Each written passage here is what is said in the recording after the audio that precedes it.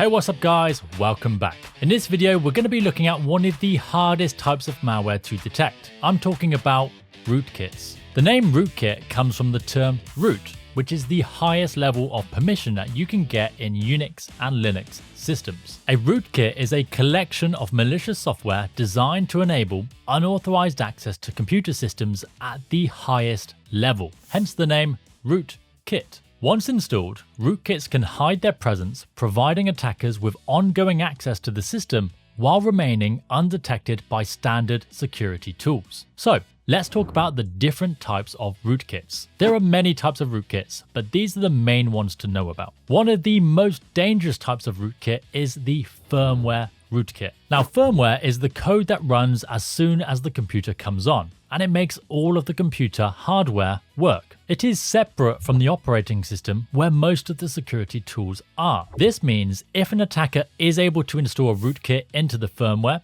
it can be very difficult to detect and to remove. And because the firmware runs separately from the operating system, this type of rootkit can even survive a fresh installation of the operating system. Next, we have bootkits. A bootkit is a rootkit that targets the boot process, specifically the master boot record used in BIOS firmware or the GUID partition table used in the UEFI firmware. This allows the rootkit to load prior to the operating system. This means that standard operating system tools may not be able to detect and remove this type of rootkit. Next, let's look at kernel rootkits. But before we can understand kernel rootkits, we must first understand something called user mode and kernel mode. First, user mode. When you install and run applications, they operate in user mode. Each application is assigned its own virtual address space, which isolates the applications from each other. This means that one application can't alter another, and if one application crashes, it doesn't affect anything else. Now let's compare that with kernel mode. The kernel is a core part of the operating system. It is responsible for interacting with a computer's hardware and the applications that are sat in user mode. In kernel mode, there is a single virtual address space, meaning that code running in kernel mode can access all of the system resources and the memory. Because the kernel mode uses a single address space, if a crash occurs in the kernel, it can cause the entire operating system to crash. In Windows, this is when you see the dreaded blue screen of death. Okay, so now we know what user mode and kernel mode is, let's look at the rootkits that operate in these spaces. A user mode rootkit operates within the user space. The user space is the area where applications run and interact with the operating system. A user mode rootkit targets processes and applications running on the system. They can manipulate the behavior of a program to execute malicious actions or hide their activities, showing false information to the user. For example, if an attacker is able to gain access to a system and obtain the necessary permissions, they may be able to modify existing applications or even replace them with malicious versions. Let's say they want to target the login process on a Linux machine, which is responsible for authenticating users and granting access to the system. They could replace this process with a malicious version, which allows them to bypass authentication, granting them unauthorized access. Similarly, they could target SSH, which is used for remote connections. By replacing or modifying it, they could give themselves unrestricted access to the device without needing valid credentials. Modifying or replacing PS in Linux or Task Manager in Windows would help hide malicious processes, allowing the attacker to evade detection and maintaining control over the compromised system. Because user mode rootkits target applications, they are generally easier for security tools to detect and to remove. A kernel mode rootkit operates at the kernel level of the operating system. Developing a kernel level rootkit is tricky, but once installed, it can be very difficult to detect. Because these rootkits operate at the kernel level, they can manipulate core parts of the operating system, making these rootkits very dangerous. For example, one common technique used by kernel mode rootkits is to modify something called the system call table. System calls are how applications in user mode interact with the kernel to request services such as accessing files, reading from memory, or listing processes. Here's how it works. A user runs the ls command on a Linux machine to list all of the contents of a directory. To get this information, the ls command, which operates in user mode, sends a system call to the kernel, asking it to retrieve the directory content. The kernel looks up the requested system call in the system call table, processes it, and then returns the correct information to the user mode application. Now,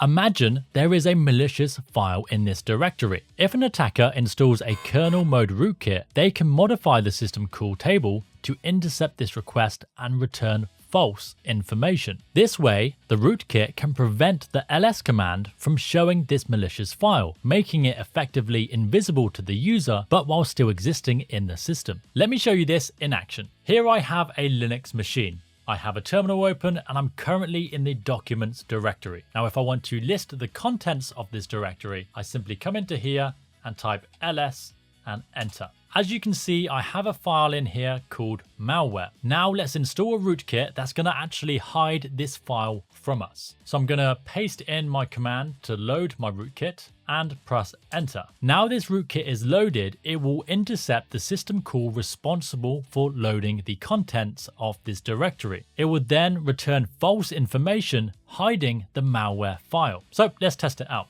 Again, I'm just going to type ls and press enter. And guess what? The file is no longer visible to the user. Now it is still there, we just can't see it. And that's because the rootkit is actually hiding it from us. This is just one example of what a kernel rootkit can achieve. They are very powerful and they can be more difficult to detect than the user mode rootkits. Okay, so now we understand what a rootkit is and some of the most common types. Now let's take a look at some real world examples. One of my favorite examples of a rootkit in the real world was not developed by some advanced threat actor or nation state. Nope, this was developed by Sony BMG, a major music company. In 2005, it was revealed that Sony BMG shipped millions of CDs with copy protection measures, which included a rootkit. When users played these CDs on their computers, the software installed a rootkit without their knowledge. This rootkit hid itself within the system, making it nearly impossible for users to detect or to remove. The purpose of this rootkit was to prevent illegal copying of CDs, but it ended up causing significant security vulnerabilities. The rootkit opened the door for unrelated malware to exploit the system, putting their customers at risk. The scandal led to multiple lawsuits and it forced Sony BMG to recall the affected CDs. This video is part of our Security Plus in 31 Days course. If you like this video, you are gonna love the full course. Not only does it cover each exam topic in simple and easy to understand videos, but it also provides hands-on labs.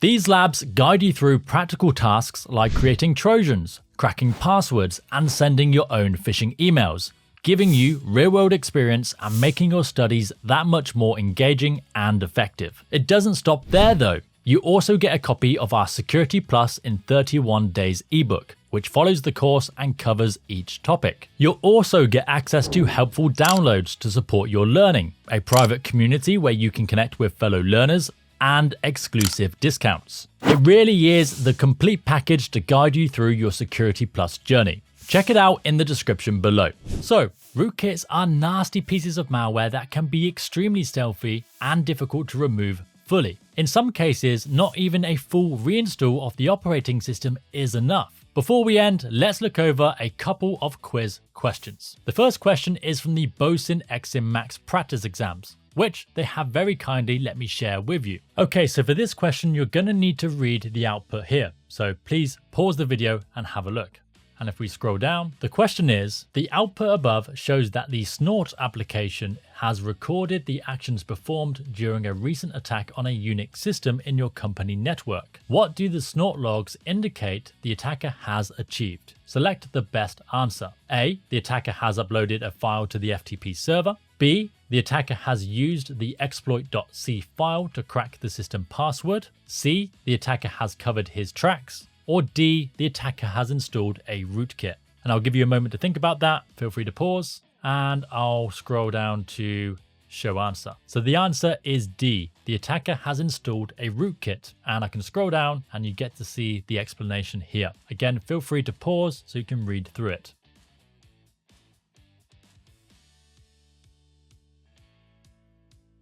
Again, that was from BOSON practice exams, which I highly recommend to help you prepare for the exam. Check them out below in the description. Okay, question 2. What is the common challenge with removing a firmware rootkit? Is it A, it only affects some user applications? B, it survives a fresh operating system installation? C, it can only be removed by expensive antivirus software? Or D, it runs only in memory, meaning there are no files to remove? And the answer is B.